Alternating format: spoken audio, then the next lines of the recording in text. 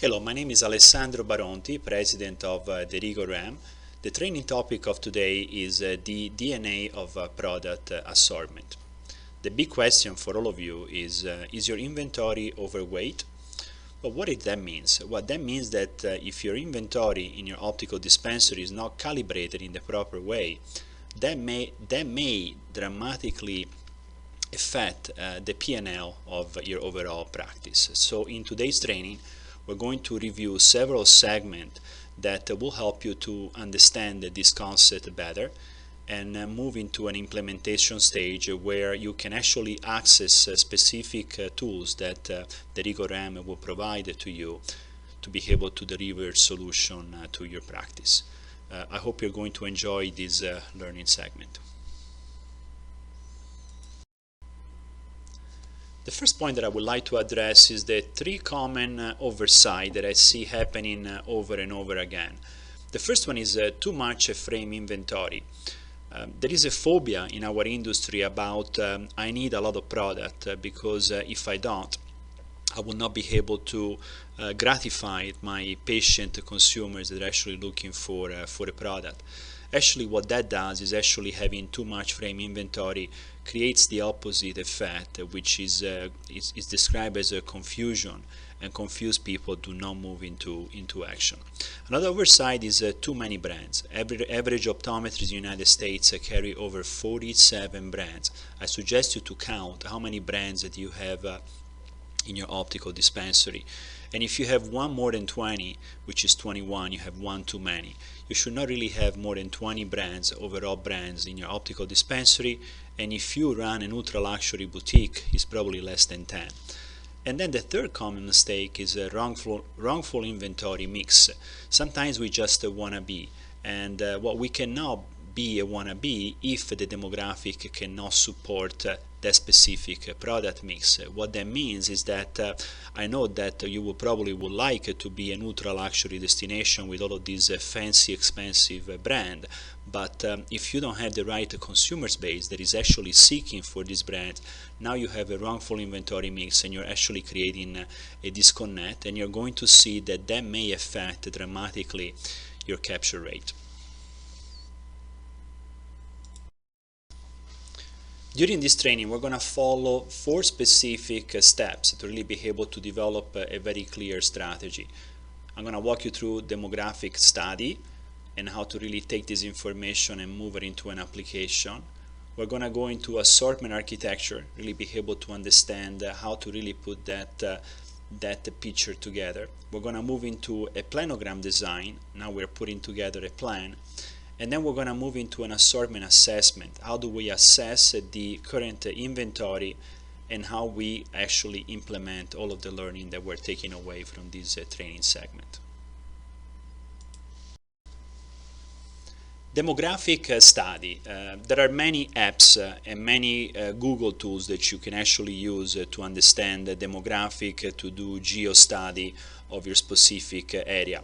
I think it's important to first of all understand how spread you are actually reaching out in your specific practice in terms of reaching for patient base. So, and then that will determine the radio of a search that you're going to use to be able to understand the demographic. And maybe 1 mile, 3 miles, 5 miles, 10 miles, 25 miles of outreach.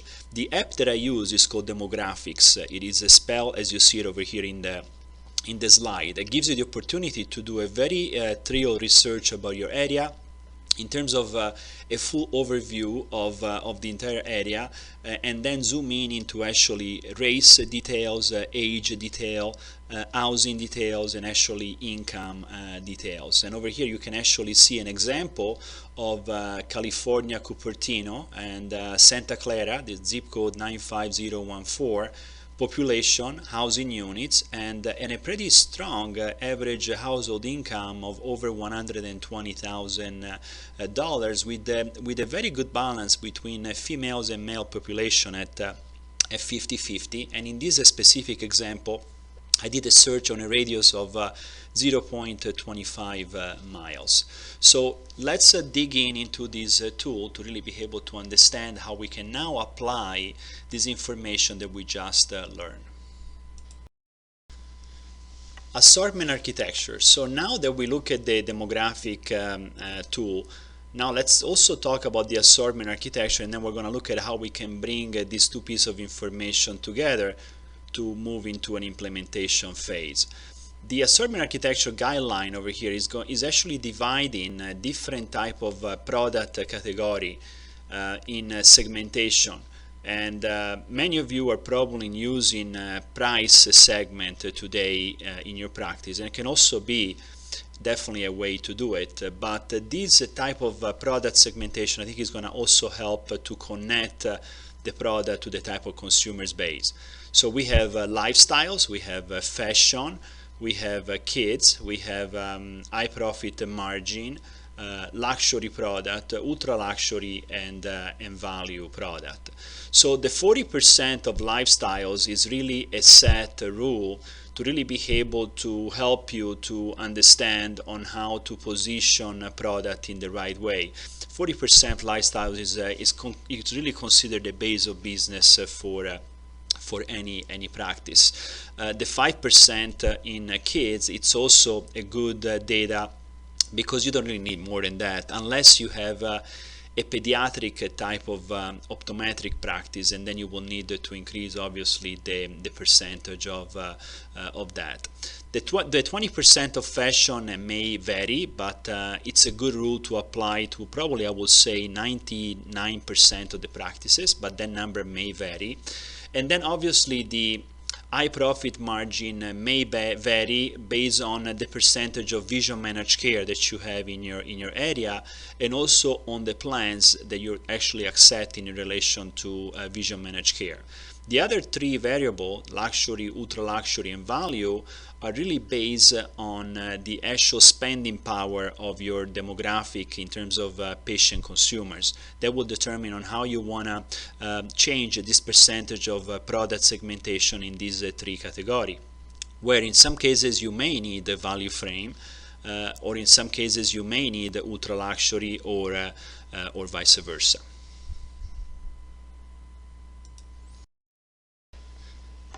Okay, so now let's bring the information together. So we have two pieces of information. We have a full demographic analysis, and then we have an assortment architecture plan.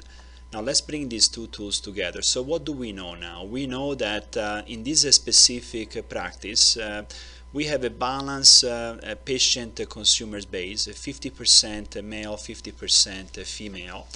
We also know that the spending power is solid. We're looking at over $120,000 of spending power. So for the sake of this example, if I would have to consult you on this specific practice, I would suggest obviously 40% of lifestyles product, between 15 to 20% in fashion. In this case, I would stay at 15% because the average household income is so high that we can actually push other category. I will go 5% in kids, no more than that. Obviously, I'm not going to put any high profit margin type of product, because this area is perfectly set up for the purchase of premium material. I will position 10% of luxury product, and maybe push it even to 15% if you change the variable on the fashion segment. I will go 30% ultra luxury. I will definitely go big in ultra luxury to really be able to make a statement, and obviously zero inventory into the value segment. Now, if we look at a practice that has an average income of $70,000, obviously these numbers will change dramatically. The 40% of lifestyles will be the same. Fashion will move to 20%. Kids will stay at 5%. I will introduce a percentage of high profit margin. I will introduce a percentage of value product. I will make the luxury product as low as 5% or none, and I will completely eliminate the ultra luxury segment. Okay, the planogram design. This is a specific slide is designed to help you resist the temptation.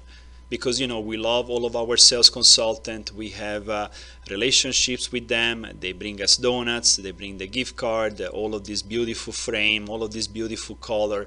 So it's very tempting to be like, oh my gosh, I really want to buy this, I want to do this, and all of a sudden you buy based on emotion, not really on a specific game plan.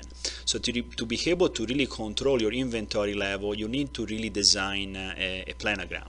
What I would suggest you to do is do a walkthrough of your optical dispensary, design a sketch of all of your display, understanding exactly how many units each display can actually support in terms of allocation. In many cases you may have a peg system, in some cases you may have a shelving system like you see in these specific pictures, and like every good business does, categorize your inventory and be able to start to allocate specific spaces to specific collection based on the segmentation that we discussed before. So now you have an entire planogram. You know exactly how many units your optical dispensary can actually allocate, and you start to divide the product in a specific product category. So the following step, now that you're starting to collect all of this information, that they're giving you all of this intelligence, now you have an entire planogram.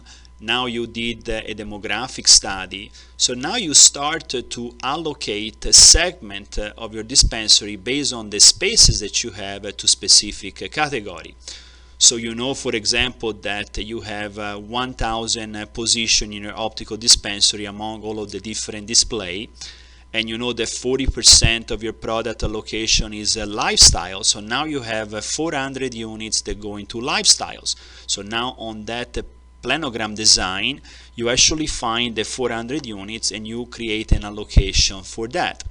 You know that you have 5% of kids, that's 50 frames. So what do we want to do with the kids frames? Do we want to put them in trays? Do we want to put it in a specific area of the optical dispensary? And again, you create an allocation and so on until you extinguish all of the different categories. So we have all of this information, and now there are the three big questions that you're probably asking yourself. The first question is, yes, but how big of an assortment do I need? How do I know if I need 1,000 units, 700 units, 1,200 units, 500 units? And by the way, how do I assess my assortment? How do I do that? And the other big question is that if I have too much inventory, how do I sell off the assortment overflow? Because my vendors are not going to take my product back just because I don't want to sell it anymore, right? So let's dig in each one of these topics to find the solutions. So in the process of assortment assessment, before we go into a solution base, we really need to find out some information that is critical to really walk you through this exercise. The first information that you need to know is what is your capture rate. And average optometrists in the United States have an average capture rate of 65%. How many of you guys are taking this training today because you're trying to learn how to be or become average? Nobody, right? So we want to be better than that. But you may find yourself in a much lower percentage, or you may be already at a higher percentage, so you're actually looking at a way to increase the finesse of your business, and that's great. But let's understand where you are exactly so we can put together the specific plan to be able to achieve more. The second thing that we need to find out is what is the average time that elapses between patient eyewear purchase, and what is the frequency? Are your patients coming to see you on a regular basis? And do you lose a patient and never come back and see you, or do they come back and see you just for an eye exam without purchasing additional material? Let's find out this information to really help to define the plan. The other piece of information is what is the average turnover of a frame in your inventory. And that means is that if you have 1,000 frames in your inventory, how many times a year and how often do you turn your inventory? And meaning that if you really want to achieve a very successful inventory turn, you're supposed to be at least at 2.5 rotation of inventory. So if you have 1,000 frames, you need to sell at least in 1 year 2,500 frames. So this is pretty simple. If you don't sell 2,500 frames and you have 1,000, you have too much inventory. So we need to fine-tune the number of units that you have on hand. What is the average retail value of a frame sold in your practice? Why is this information important for you to know? Well, let me ask you a question. If 65–70% of your business today is driven by vision managed care, is it important for you to know the average price point of the frame that you're selling in your optical dispensary? Just frame, no lenses. If you're saying yes, it is correct, because if you have a practice at 70% of vision managed care and the average price of a frame that you're selling in your practice is between $120 to $150 retail, that tells me that you're not trading up in a vision managed care environment. You're supposed to be much higher than that to be able to use a benefit, vision benefit, as a leverage to position a premium product. What is the numbers of frame selection that you have in your inventory? Remember the numbers that I gave you earlier during the presentation? 21 is one too many. Let's count how many brands you have in your practice today. I think you will be surprised. Know how many vendors, how many brands you actually carry in your practice. What is the percentage overall sales of plain and prescription sunglasses that you're actually selling today in your practice? Are you successful in really being able to sell outdoor wear or not? If you're not, most likely it's because you don't have enough sunglasses in your optical dispensary. So what is the right number of balance of optical versus sun? 25% of your inventory is supposed to be in sunglasses. Sunglasses designed to help you to sell prescription sunglasses, because you're not going to be able to sell a prescription sun unless you have a plain sunglasses in stock. So if you have 1,000 units in inventory, you will need 250 units of sunglasses. I'm not telling you to buy more sunglasses. I am suggesting to convert 25 units of optical that you have today in sun to enable you to be in the sunglasses game. What is the percentage of patients that buy more than one pair of eyeglasses? Do you have an effective strategy in selling multiple pairs? And believe it or not, the national average is below 10% of sales of multiple pairs in independent eye care practitioners in the United States. So we have a lot of work to do to really be able to promote the fact that one pair of glasses is not enough to accommodate all of the lifestyle's needs in everything that we do every single day.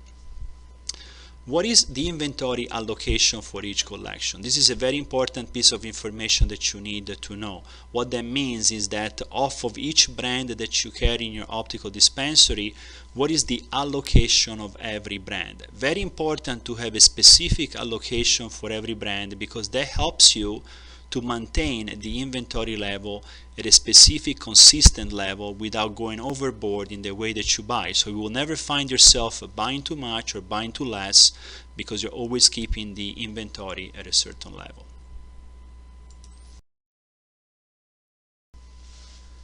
So how big of an assortment do I need? This is the big question that we need to answer, and let me walk you through this very basic formula to really help you to understand how to calculate this. So the first piece of information that you need is divided in three different steps. You need to know your patient traffic, you need to know your capture rate, and you need to know the ideal assortment rotation. So the patient traffic is, what is the patient traffic? So let me walk you through that. And so let's say that your patient traffic is 3,000 patients. So let's say that your doctors are doing 2,500 eye exam and you have 500 walk-ins in 1 year. That would be 3,000 is patient traffic. Let's say that you have 0 walk-in and you're doing 3,000 eye exam. That's patient traffic. And so either way you slice it, is everybody that comes through your door, to your front door, and it's a recorded visit, counts as a net count for patient traffic. Capture rate, we said that 65% is the average of capture rate. Capture rate means every single patient that is coming to see you in your practice, they go through a comprehensive eye examination, and then they purchase materials off of that comprehensive eye examination. It can be a contact lenses patient that is buying a supply of contact lenses and maybe even a plain sunglasses, or it can be a patient that is actually going to a complete comprehensive eye examination and then they buy frame and lenses, hopefully more than one pair. The only percentage that I will remove from that is a percentage that you want to allocate to medical routine visit follow-up. Some of you guys maybe be specialized in that and you want to take, let's say, 10%, 15% of your patient base away from the overall numbers to give you a full view of a capture rate, where you will only consider that specific patient on the first visit as a count for capture rate, and obviously will not include all of the follow-up visit. But let's use a 65% as a benchmark. You want to put that as the first target that you want to achieve. After you achieve the 65%, you can increase it by 5 points at a time, and I would suggest you to monitor this information on a quarterly basis. I work with practitioners today that they have a 95 and 92% capture rate. You definitely want to strive for that. What that means that now you actually view not only as a medical destination, but also as a shopping and service destination for all of your patient base. Ideal annual assortment rotation is 2.5. You want to rotate your inventory at least 2.5 times in 1 year, meaning that if you have 1,000 frames in inventory, as I stated before, you want to sell at least 2,500 units every single year. Now that we have all of this information, what are we doing? We're taking the 3,000 number, which is the patient traffic. We divided that by 65%, which is the capture rate, and then the number that will come out is 1,950. That means that off of all of the patients that are visiting your practice in 1 year, only 1,950 of them are actually buying material from you. And we divide that by 2.5, which is the ideal rotation of assortment. And what these numbers is going to tell you is that you don't need more than 800 frames in your optical dispensary to support this business model. As a matter of fact, it is 780 units. If you have one doctor working in your practice, or if you own your own practice and you are one doctor operation, most likely you're going to follow in this example, and that would be the numbers that you will need to pretty much stay true. If not, do the math and you will find out exactly how many frames you will need to run an effective practice. So I developed two different templates to really help you to assess the assortment. And these templates are available to you. Simply inquire about the templates with my management team and also our sales consultant. We will be more than happy to share the template, and also we will be more than happy to help you to do this exercise along with you if you may need assistance. This template is divided in different segments that I would like to walk you through before we go into the explanation.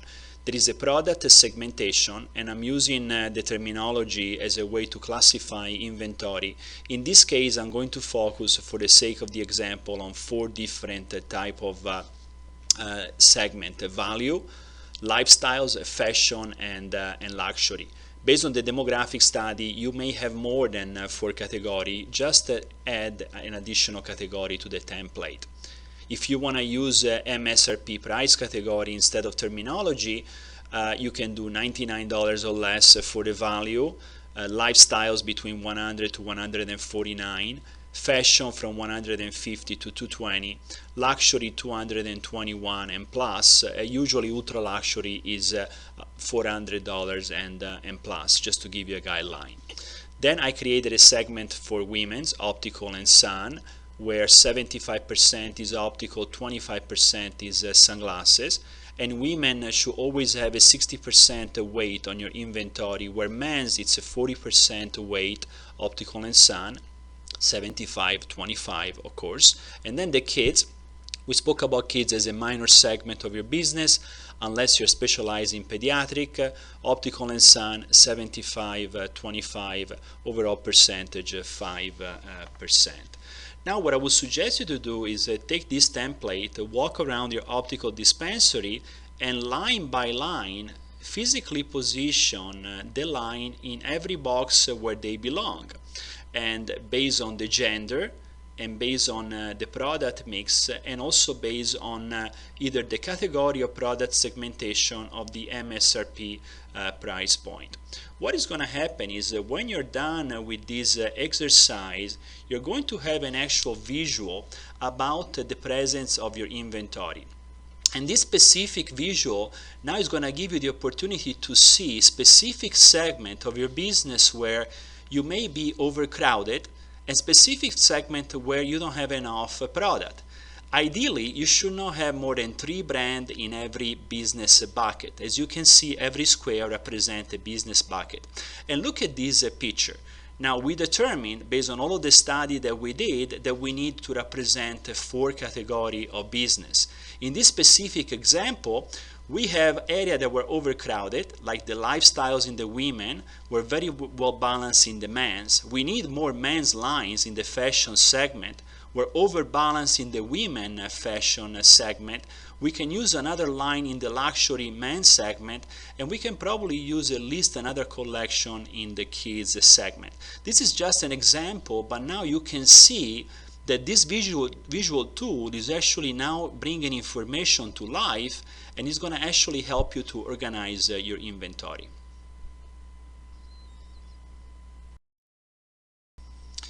Okay, so now that we have the visual tool, let's take these brands to life, because obviously we know now what we have, but we don't know which brand is actually moving, is actually selling. So how can we actually understand if we had the right brand, if these brands are bringing profit to our practice, or if they're just collecting dust? So what we do in this case, we put the emotion on the side, and we take a very analytical approach of the business. So this table is going to help you to exactly understand that type of information. So the first field is the brand name. The second field is the board space allotment to each brand, and you've already done that into the previous exercise as we discussed it. So you actually design specific allocation to each product. For example, brand A was allocated 30 units, brand B 40 units, and so on. Then you actually take a physical inventory on hand. You actually do the total units purchased to date. And now in this case, you may want to choose a different method, because if you're just at the beginning of the year, you may want to use a 12 revolving mount. If you're towards the end of the year, you may want to use the calendar year. So be sensitive to that, and be sensitive to the fact that, to be fair to a brand, you need to really analyze the rotation of the inventory at least after 1 year that the brand is been in inventory. And after you do that, you can do this exercise every 6 months to make sure that you have a proactive approach instead of reactive approach. So you put down how many units you purchase to date, or whatever criteria you use, and that will give you in the next table the inventory replenishment. That will tell you exactly how many frames you actually need to replenish. So if you are a buyer, now you know exactly, as you're sitting down with a sales consultant, how many units you can buy in that sitting based on the rule that you set. And the last table is actually going to spill out the annual turn rate of every single brand. As you can see in this table, off of 5 brands, there is actually not even one that is meeting the minimum annual inventory criteria of 2.5. The line that is doing better is a brand D that is meeting a 2 times annual rate trend rotation. So this table is already telling you that you can easily discontinue the brand A, brand B, brand E, you may want to consider keeping a brand C but keeping a close eye to it, and you probably want to keep a brand D because it's getting closer to the annual inventory type of allocation. You will be surprised when you're done with this exercise to find out that you have way too many brands, and you will also be surprised to find out how many brands that you carry in your inventory are not really paying the real estate value of the allocation. See every little square in this image. Imagine this table as being an apartment complex, and imagine all of these little squares to actually be an apartment where you have a tenant and you own this apartment complex. So my question to you is, what would you do if one of those tenants doesn't pay the rent to you for the first month and maybe the second month, and maybe if you want to be patient you may want to wait another month? You will probably evict them after 3 months. So the other question is that why are we not evicting inventory that is not producing profit for your practice? And this is going to be a very eye-opening exercise that is going to create that ha-ha type of factor, and is going to help you to remove the emotion and move into action just based on numbers. Now the other question now is, okay, Alessandro, I understand. Now I know how many frames I really need to really be able to run my practice in an effective way. Now I know how many brands I have and how many I should have, so I can actually start to discontinue some brands based on the annual inventory turn, which I learned by using the last table that we saw. But how do I do that?